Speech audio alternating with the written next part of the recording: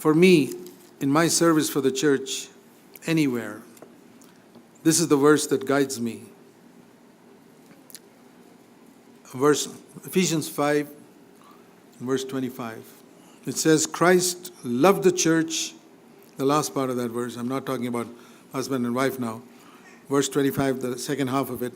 Christ loved the church and gave himself up for her.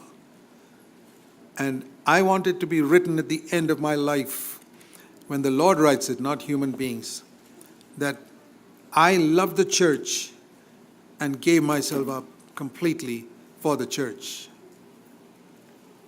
Are you one of those? Or are you just doing the minimum to be accepted as a member of good standing in this church? Then I would say you haven't understood the love of Christ. And probably you're not even eager to understand the love of Christ.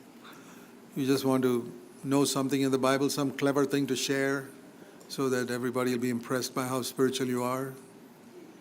I'm not at all interested in... Once upon a time when I was a young Christian, I was always interested in saying some clever thing to share. No longer.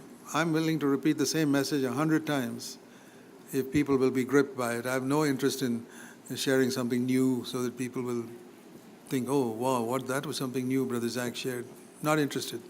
I'm interested in getting people to love Jesus with all their heart. And if I have to say something 100 times to get them there, they'll do it. That's how the Old Testament prophets were. If you read the Old Testament prophets, God gave them one message and they kept on preaching it. Hosea had one message, Isaiah had one message, Jeremiah had one. They kept on preaching it.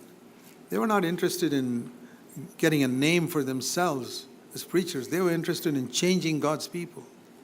And I'll tell you honestly, I've heard many preachers, but there are very few who are interested in changing God's people. Most preachers are interested in their own reputation and getting a name for themselves.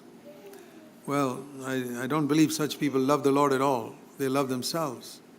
Christ loved the church and gave himself. He didn't come to earth to get a reputation. No, he came to earth.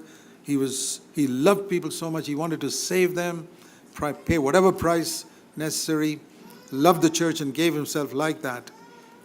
And that is the type of person whom the Lord delights in.